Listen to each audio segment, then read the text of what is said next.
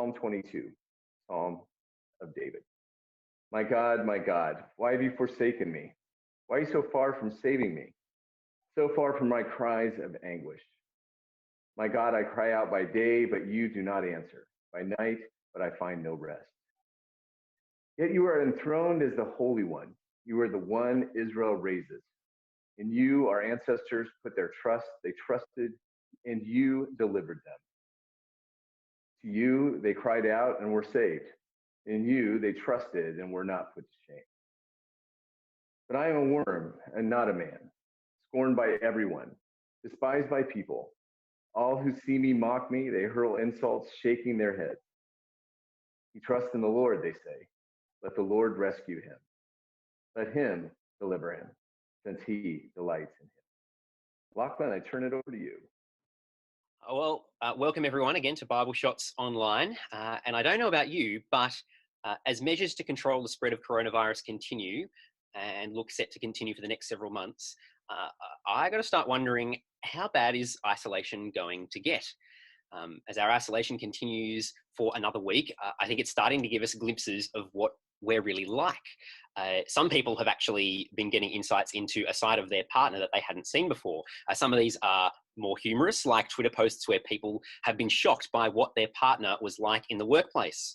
One person said, I was shaken when I realized my wife was the just one more question person at the end of meetings. Or the woman who said, I learned he was the guy who says, okay, well, we'll hammer out the details when I ping you about this later.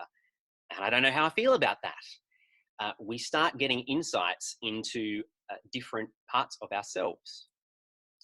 We're only a few weeks in, but even for those of us who haven't been hit really hard yet, we are starting to feel the strain. And it makes me wonder, how bad is isolation going to get? Because there's reports on the more serious consequences of isolation. John Allen, who's the head of Psychiatrist Society in Australia and New Zealand, said that widespread media reporting on coronavirus pandemic, our changing daily circumstances, uncertainty about the future, all these things are giving rise to heightened individual and community anxiety. And that even doesn't factor in the reality of job loss and sickness and non-corona challenges that continue. It sounds like isolation could get pretty bad. So as we're approaching the Easter long weekend, where followers of Jesus remember his death and resurrection, it wouldn't surprise me if this year in particular, Jesus' words on the cross might resonate with you. My God, why have you forsaken me? Perhaps you've thought, I've been wondering that myself. Perhaps they've struck a chord of anger. Yeah, where is God? Or perhaps they've made you wonder if God even exists. One ABC reporter was credited as saying, with the bushfires and the floods and now coronavirus, 2020 is looking like the year that God forgot. I wouldn't be surprised if you thought something similar. And even if Jesus' words are a bit of an overstatement for your current situation, I think a lot of us are still wondering, how bad is isolation going to get? Now, this might seem like a bit of an odd claim, but I actually think Jesus' words on the cross, my God, why have you forsaken me, offer us real hope and comfort in the middle of dark times. And I think that's what we're going to see as we look at the Bible together now. Just in case you've joined us since Russ's welcome, let me welcome you to Bible Shots, or perhaps I should say thank you for welcoming us as Bible Shots into your living room or study or wherever it is that you are working or taking a break from work today. We're glad to have you joining us and to be joining you. And we're at the end of our series, Working Through Psalms, our series Songs of the Heart, but we're also heading into Easter. And so this week, we're going to consider Jesus' words on the cross and Psalm 22 and what they contribute to an answer to the question, how bad can isolation get? And we're going to do this in two big chunks. The first chunk, we're grappling with, can God be trusted? That's where we're going to do most of our heavy lifting and thinking through the passage. And second, we're going to think about Jesus and isolation at Easter, where we start thinking about what this passage has to say to us today. And we should be done within about 20 minutes. So first off, can God be trusted? Well, I've already suggested that Jesus' words actually offer hope and comfort. But that might sound wrong. After all, my God, why have you forsaken me? Doesn't exactly sound like the sort of phrase you're going to put on a motivational poster.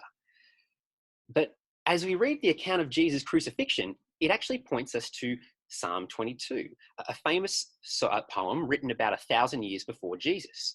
And the Bible wants us to think of Psalm 22 as the key to understand what Jesus means when he says, my God, why have you forsaken me? So just to prove that I'm not making things up, first is the fact that Jesus quotes the opening line of the psalm. Quoting famous lines can imply more than just the famous line itself. You know, if someone quoted once more into the breach from Shakespeare's Henry V, it implies a need to keep fighting in tough conditions and that actually victory is within grasp here. We could yet achieve this. Quoting the opening line of Psalm 22 suggests we should be thinking through more than just the words Jesus has spoken. But there's other links too. Jesus' biographers have observed details about what was going on when Jesus was crucified that had particular resonance with Psalm 22. So for example, Psalm 22 verse 18, David says, they divide my clothes among them and cast lots for my garments. Jesus' follower Matthew records that when the Roman soldiers had crucified him, they divided up his clothing by casting lots, Matthew 27:35. Psalm 22:7, David says, all who see me mock me. They hurl insults at me, shaking their heads. And Matthew records, those who passed by hurled insults at him, shaking their heads, 27:39. David also remembers in verse 8, he trusts in the Lord, they say. Let the Lord rescue him. Let him deliver him, since he delights in him. And Matthew records, the teachers of the law and elders mocked him. He trusts in God. Let God rescue him now if he wants him. And finally, the image of Psalm 22 also has a correlation with what happened when someone was being crucified. At Psalm 22:16, a pack of villains encircles me. They pierce my hands and my feet. All my bones are on display. People stare and gloat over me. Jesus and his biographers want us to understand what Jesus means by understanding Psalm 22. Where the key to understanding that Jesus offers hope and comfort when everything appears hopeless is to understand Psalm 22, where David, the author, faces a situation where everything has fallen apart and it looks like God has abandoned him. Now, David is a special character in the Bible. We need to be careful about how we connect David's experience and our own, but we will get there. But God had made David particular promises that he would be king and that one of his descendants would also be king and would be king forever. But whatever's happening to David is calling into question God's promises and whether or not he can be trusted. And as you read through Psalm 22, it's almost like there's a boxing match going on. In the blue corner is what the Bible teaches and what David has believed about God. God is powerful. He rescues his people. He gives life and is trustworthy.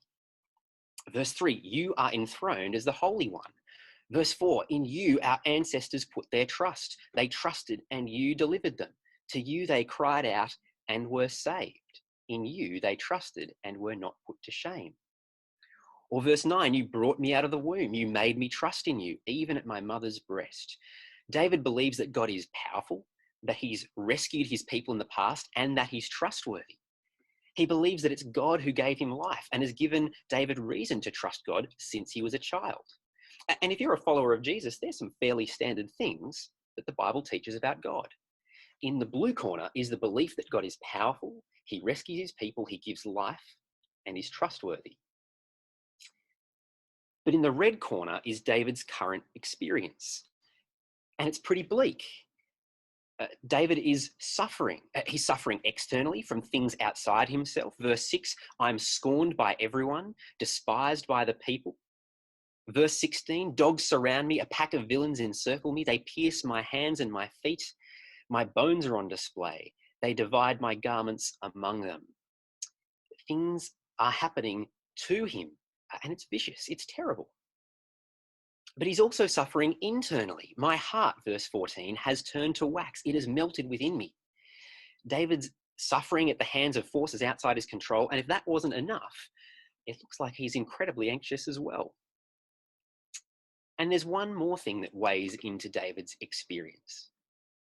He recognizes that God is still in control of everything that's happening to him.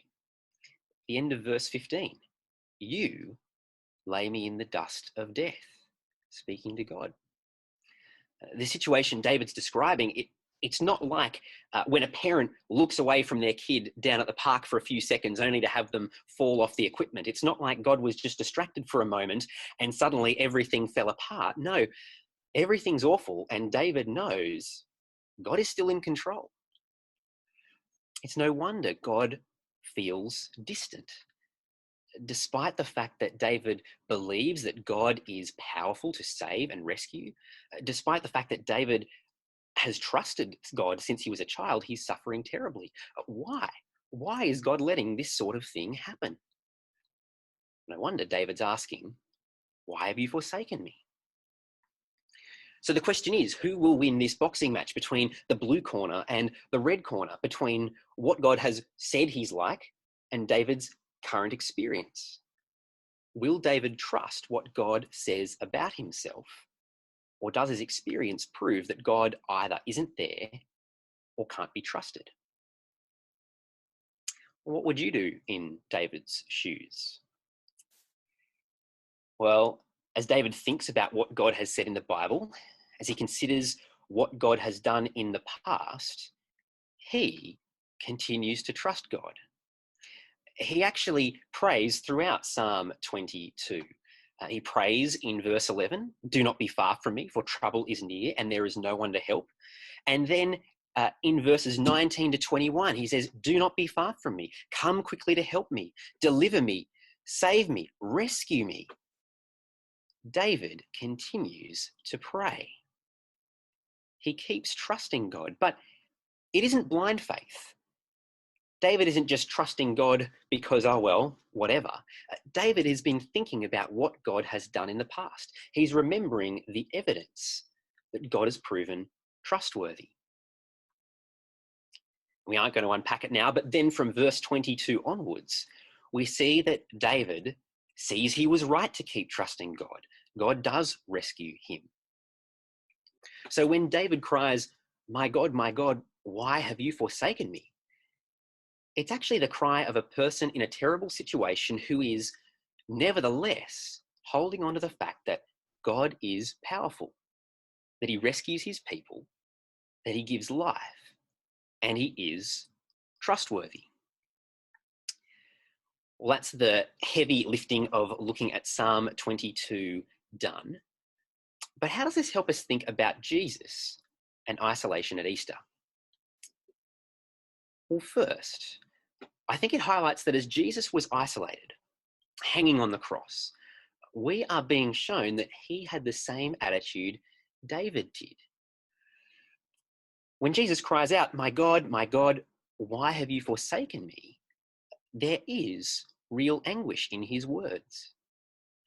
But it's anguish that keeps holding on to the fact that God is in control, that God is good and he can be trusted to fulfill his promises. You see, in that sense, Jesus is an example for his followers. Even as he was enduring the agony of the cross, people insulting him, moments away from death, Jesus kept trusting God. As we face our own trials and struggles, Jesus is an example for his followers to imitate.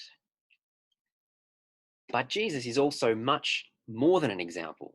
He's also the source of what God has promised us, and he's the reason we can keep trusting God today. See, Jesus' death on the cross, it didn't catch him by surprise. In fact, he taught his disciples on numerous occasions he was going up to Jerusalem to die. And in fact, he was going up to die as a ransom for many.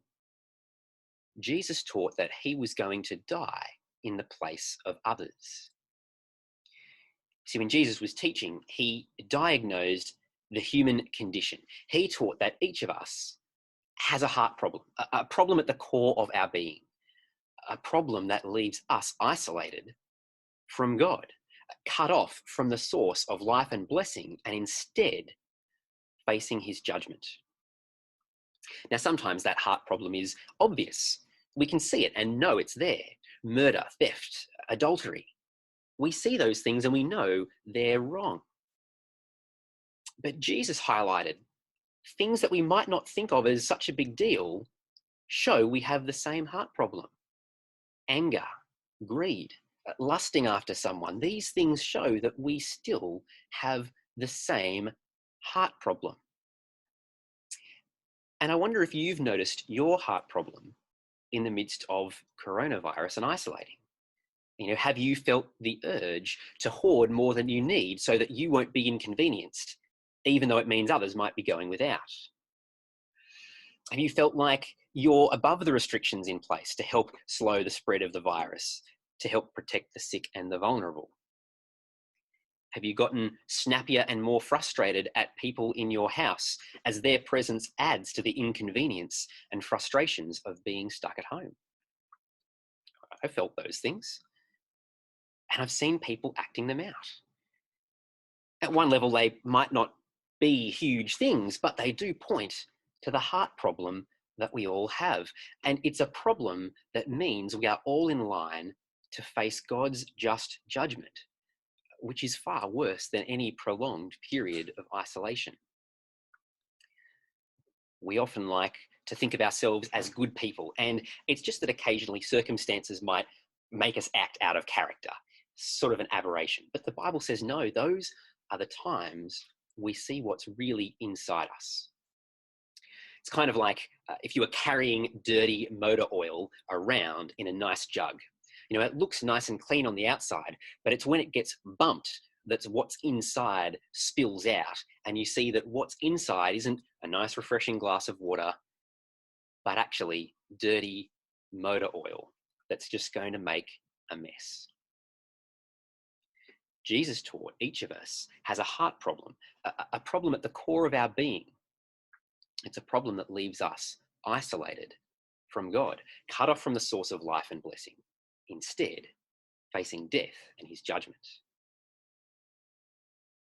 But Jesus also taught that when he dies, he would be dying as a ransom for many. He was dying the death that we deserved. He would be isolated from God's goodness and blessing and taking on God's judgment in our place. You see, God promised David he would be king, but God promises us that if we follow Jesus, we don't need to fear his judgment or anger at our sin, because Jesus took that punishment, that judgment in our place when he died on the cross, which means that even when we're facing times that are dark and terrible that might cause us to question if God is there, followers of Jesus can look to the cross and remember that they haven't been promised a perfect and trouble-free life now. In fact, we've been told to expect there will still be problems. To not expect to be spared the trials and tribulations that everyone else around us faces if you are a follower of Jesus. But we have been promised eternal life with God, and that we don't need to fear his judgment. So followers of Jesus can look to the cross and know that God loves them so much that he sent his son to die in their place. And so as followers of Jesus wrestle with the reality of the experiences they're having and the claims of God's trustworthiness, they can look to the cross and remember God is trustworthy. Well, we've considered Jesus' words on the cross. My God, why have you forsaken me? And we've seen there is good reason to trust God, even in the midst of terrible situations. But I think as we look at Psalm 22, it also gives followers of Jesus a robust framework for coping in the midst of terrible situations. Now, I could be wrong about this, but I suspect the major coping strategy that a lot of people are using at difficult times generally, but now in particular, is ultimately to ignore the problem. Whether it's through throwing yourself into work, online shopping, exercise, drinking, or something else, I suspect a lot of people are doing their best to just ignore the difficulties and the pains of the reality we are facing. Now, working, shopping, exercise, in the right context, these are all good things, and it is nice to have a mental break. But notice that hiding from the problem, ignoring it, is not what David did in Psalm 22. It's not what Jesus did on the cross. He faced the depth of what was distressing him and really wrestles with it. If you are feeling anxious, if you are doing it tough, if you feel like God has forsaken you, I think Psalm 22 shows us that followers of Jesus don't need to pretend that we feel like everything's fine. We can take those things that are distressing us and stressing us and causing us all sorts of pain and grief. In fact, we should take them to God. If you are distressed and feel like God has abandoned you, acknowledge that. Talk to God about that. But at the same time, remember what God has done for us and has promised us, that he sent his son to die in our place to restore us to him. If you aren't a follower of Jesus, what a great time this is to consider who Jesus claimed to be and the evidence for it, and if he is indeed worth trusting. When we get to Q&A time, Russ and I can talk through some of the ways that you might want to do that through City Bible Forum. But to finish off, let's return to the question that we started today with. How bad can isolation get? Well, in terms of the current crisis, we don't know. But we can't know. From pay drops to loss of employment, from sickness to death, we don't know what the short-term impact will be. We don't know how bad the current isolation and coronavirus crisis will get, even though there have been glimmers of hope announced by the New South Wales Premier today of the end of restrictions. But looking at Jesus' words through the lens of Psalm 22 has reminded us that because of the cross, the bigger problem of our sin isolating us from God and facing his judgment has been dealt with through the cross of Jesus. And no matter how dark the season we are going through, we can trust that God is powerful, that he rescues people, that he gives life, and that he is trustworthy. Thanks, Russ. All right. So the first question would be, I think it was back on looking at verse 6 of Psalm 22, is the fact that David was saying he's a worm. I'm assuming that's where it came from. Is that they had a question, do I have to be self-deprecating to be a Christian or to be a follower of Jesus? Yeah, so if the question is, do I have to be self-deprecating to be a follower of Jesus? I think in the way that that David is saying, I'm a worm, not a man, I don't think it means we need to be unnecessarily servile and always heaping oh, I'm terrible, I'm not worthy expressions on ourselves. I don't think that's what it's doing. I think what David is doing there is it gets the expression of how he's feeling. The fact that all these people are mocking him, harming him. I think that's what he feels like. The situation he's in it's a description of what he is going through. So I don't think Christians are required to see themselves as less than human. I think this is David saying this is what his current experience is. But Christians, followers of Jesus, are called to be humble, to actually lower them. Humble is sort of an ancient word that means bringing yourself down instead of proud, lifting yourself up. And followers of Jesus are called to actually lower themselves down and lift others up by seeking the good of others. It doesn't mean, you're always saying, yes sir, no sir, 3 bags full sir. I think it means we actually use what God has given us for the good of others. So we're not just about building ourselves up, but actually trying to lift up others as well. So not about being servile and, I'm less than human, but about lowering ourselves down rightly, like Jesus did. When Paul writes to the Philippian Christians, he uses Jesus as an example. He was with God, but he didn't consider equality with God a thing to be grasped. Instead, he took on human form and died on the cross for us, so that we could become rich. We could be forgiven and become God's children. He used what he had to love and serve others, and I think that's the model that's held out for followers of Jesus. should we focus on the gospel only in these kind of COVID-19 times? Or should we also push towards or encourage people to look for other aids and other things that should be able to get them the help that they need, definitely while they're trying to cope or kind of go through all these difficult times? Yeah, so I'm assuming if the question is asking, should Christians only be concerned about pushing the Bible and saying, here, let's read the gospel together, as opposed to caring for people's material needs, then no, I think they both go hand in hand. Followers of Jesus are called to actually love the people who are around us and seek to meet their needs as we can. But that is never separate from the gospel message. I think if followers of Jesus are going to want to do those things together. So I think it would be an insufficient response to say, I'm just caring for people's material needs and not looking to share the hope that we have in Jesus. I think that would be a sub-Christian answer. But to say, I'm only going to try and share the gospel with people and I don't care about the difficulties that they're going through, and actually loving them, particularly if I have the capacity to do something about that, I don't think that's a great Christian response either.